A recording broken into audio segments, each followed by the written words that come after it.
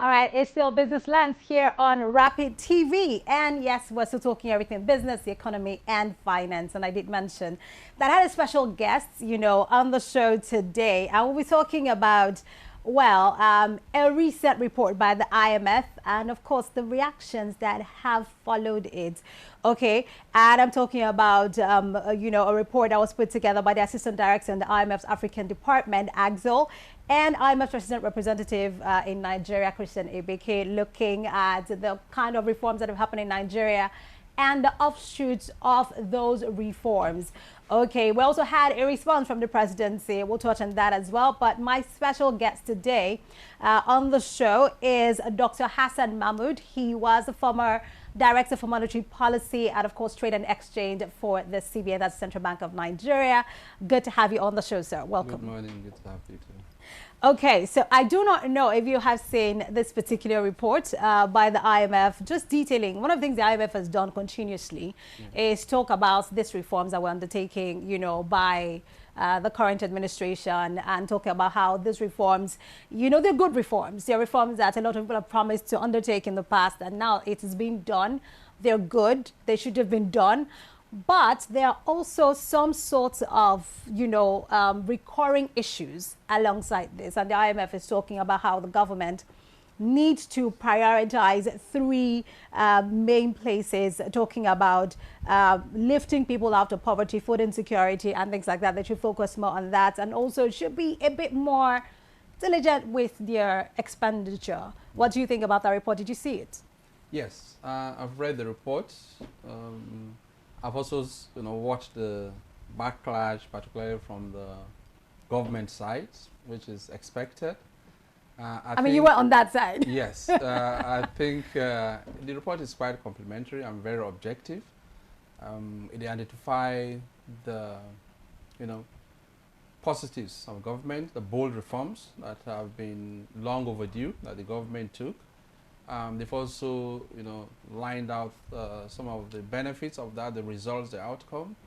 I think the only area where government is now giving some heavy responses is where they said the impact, one, is not ameliorating poverty, the social resistance is building up, so it is not impacting on the poor.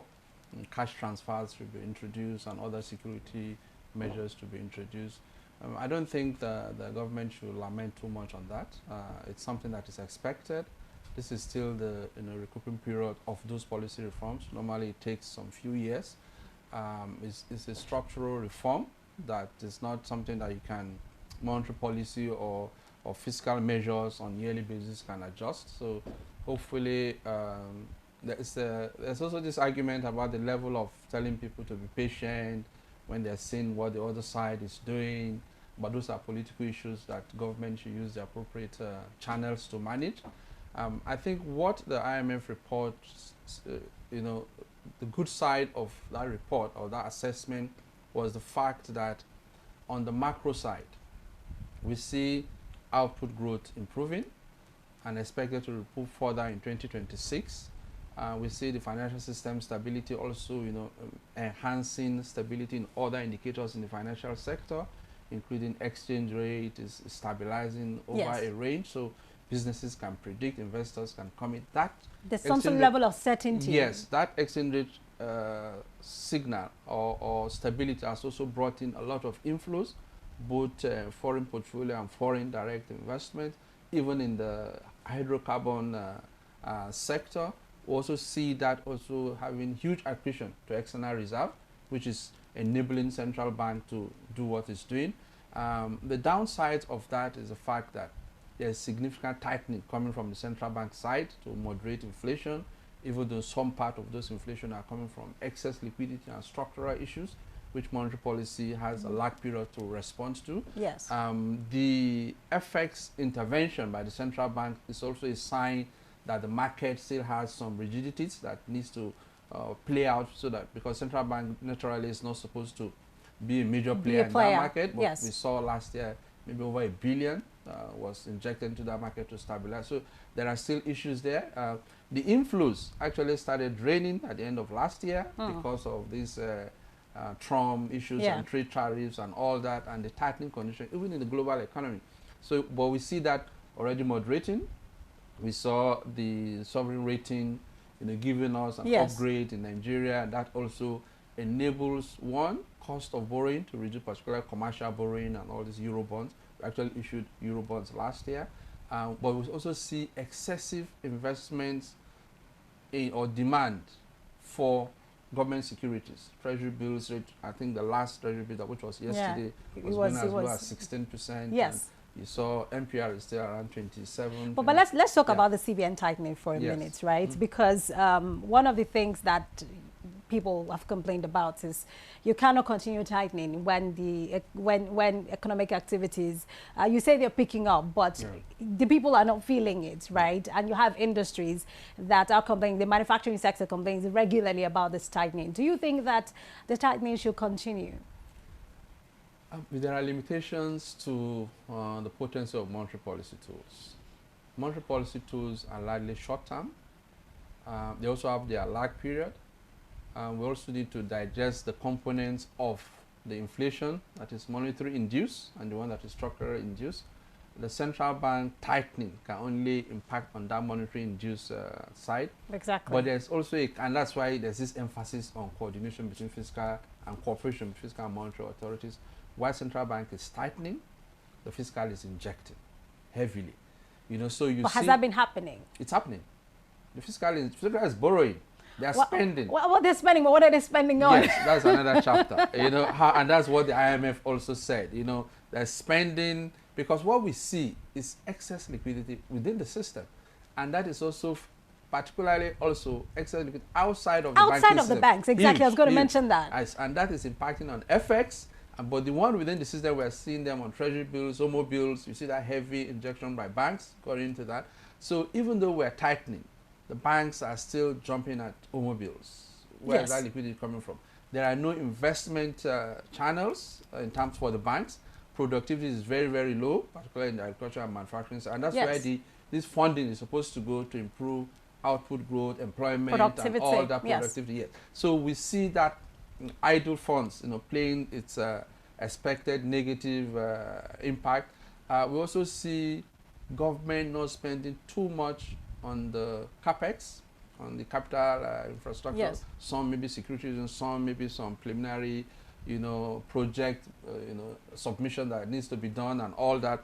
But the argument is, if we are borrowing so much and spending so much, why is it not impacting on the poor? Exactly. Or the larger population? Why is it not improving security?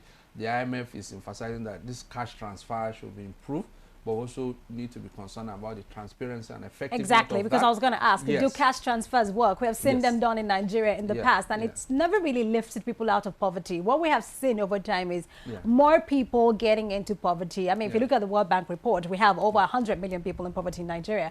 That is not a small number. So will the injection of more cash transfers do it? Because this government started with it as well when they came in, but it hasn't had that kind of effect, has it? I think what is important now is to deploy or adopt the use of technology, because it reduces some of those leakages that we see in the system, empower the private sectors and the SMEs and all that.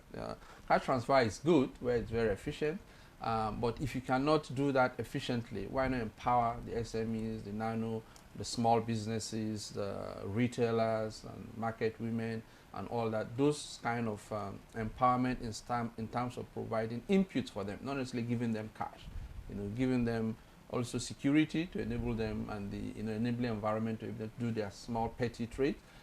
That can create its own employment at that level, substantial level of employment at that level, and that can gradually impact on productivity at the lower level. So at the tertiary level, where maybe transfers are sent from humanitarian departments, ministry to states, and the states now allocate them according to how votes were casted for them, or local governments of the governor and all that.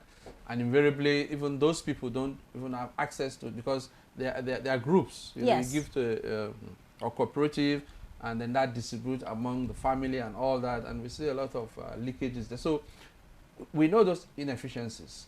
We should find mitigants for them, and that will include using other options, empowering the small businesses and all that, and SMEs, and even the private sector to drive that process, because we see them a lot more efficient in doing that and monitoring their investment. I mean, I have a lot of fintechs in Nigeria now that can be employed to do that as well. Yes. But let's move on from that, talk about another thing that the IMF pointed out, which is having an effective budget framework. Yes. Okay, the IMF pointed out that if you want to deliver effective investments, it requires realistic budget assumptions. Yeah. And we have seen what happened with 2025 budget. One of the biggest assumptions of that budget was a $75 for crude oil prices, right? And the projection was also to, produce 2 million barrels, per day. Yeah. First, those assumptions were too optimistic, because if you look at the price that we have seen for crude in this last year, I mean, I'm just taking the price of crude now, is about $69. We have seen it go up and down, but the sweet spot, according to a lot of experts, is probably at the $65, $70 mark. So we might not get to have that stability for $75. And we've not been able to even, I think it was only once we were able to meet our OPEC quota this year. The rest of the time, we've not been able to do that. So even the 2 million barrels, we don't have it. And some of these are ready for forward contracts or loan repayments. So we're not making that money. So the assumption of the budget is grossly, inaccurate. Is there anything that the IMF said about that is untrue? Not really. The IMF actually gave some kudos to Nigeria in that space, in the sense that the IMF also show numbers around improvement in oil production. Don't forget, we're doing less than a million barrel for some years, and we've moved to 1.5. The projection 1.4, of the new 1.5. Yes, the projection of the new GMD of NNPC is even going above. I think it was 3 million in how many years? We're too optimistic. Well, in a decade time. We're also seeing some transparencies coming up from the NNPC side. I just read on the news today that the EFCC the EFCC chairman was making some comment around some abnormalities in NNPC financing, and they are going to look into that. Those are good signs that government NNPC requires an audit, actually. Yes, so those are good signs that government is looking at that space. We expect that good results will come from that, not just to blacklist people or smear their names, but at least improve the institutional arrangement to enable such things not to happen again, or to enable the system to be more efficient and transparent. What the budget projections are traditionally those ways, very optimistic, but I know that there are medium-term expenditure plans that is done between fiscal and monetary authorities, and at those forums they do adjustments and see the new numbers and do their financial programming. But has that been done? Because what we have seen with this budget is that we have over, inside the budget was increased to about 54 trillion. Now we have over 13 trillion deficits. Yeah. So what it means is that adjustment was not really followed through. You see, another comment the IMF gave around that is that fiscal financing is also, or deficit financing is also reducing from the central bank side. Yes. Yes, so that is also helping the monetary authorities in terms of managing inflation and the excess liquidity within the system. But the projection that, and I don't see the National Assembly adjusting it in their last sitting. I don't know if they're going to be adjusting it. We're also not seeing some huge traction in the sovereign wealth fund, because during those years that we had projections, or we had actual oil prices above $75 a barrel, we don't see accretion to the sovereign wealth fund, which is supposed to come in now, and then we stay where we are. And something is not being paid, so. Yes, we're also not, I don't know, we're also not seeing the huge impact of Dangote refinery. Can I hold you to that? Yes. You said you don't know. I don't know. I'm not in the system now. Okay. The Dangote refinery has come on board, and that is supposed to work, one, cushion the imported component, but we see that Dangote is also getting crude from abroad. Well, he said at the end of the year he's going to focus on local crude. Yes, local, yes. I saw it on your news now.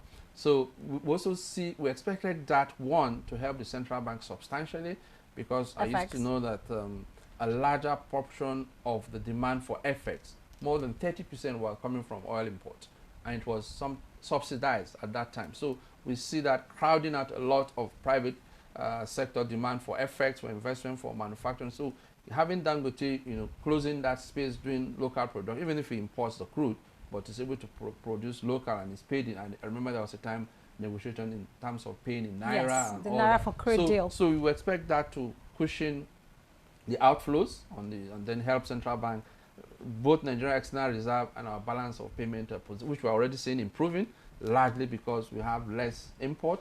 If export improves substantially from all these measures that we're talking about and what IMF has encouraged, we expect that to go up. But what I will say about the optimistic projection is that, and IMF also emphasized it, that the fiscal authority should be more prudent and more transparent in terms of their spending, and spending should also be focused. We see a lot of the revenue inflows going to recurrent expenditure. CapEx is not saying that. We also see a lot going to debt financing. We expect that as the NNPC or Nigeria ramp ups the production, we expect more revenue inflow. The global crisis and geopolitics around Iran, Israel, and the Middle Hopefully East it will be resolved. is also impacting on supply. It's good for us if global supply reduces, because generally prices will go up. But that is also not coming up if we don't have enough to supply out. So we had a period where prices were going up and inflows were coming down on the Nigerian side, because we're using a huge of those inflows that were coming to import and to do under recovery and all that. So with subsidy removal and all that, we expect market prices to be very optimal for those investors, independent marketers, and those that will bring those things in, whether they're going to get it local or abroad or wherever. So the projection, it's there, but it's not realistic. I think the fiscal authority and monetary authority should be fair to themselves and be more objective. Tell the truth. And look at, because you see the 2024 budget is being moved to end of this year.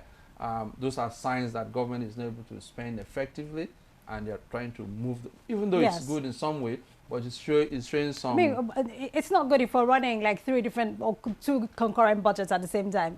Because of time, I have to say thank you so much, Dr. Hassan Mahmud.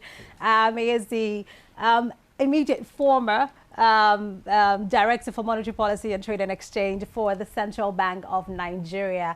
Thank you so much once again, sir, for being a part of the show and talking to us today. Anyway, this is how we wrap up the Business Lens for this week. We will do this again, of course, on Monday. My name is Faith Dafa Joseph. Keep watching Rapid TV. Nigeria's economy, the global markets, what does it all mean for you? From stock market insights to global financial news you need to know. From Wall Street to the main street and, of course, the marketplace. Get the answers you need every week on Business Lens with me, Faith Dafa Joseph, as I bring into focus the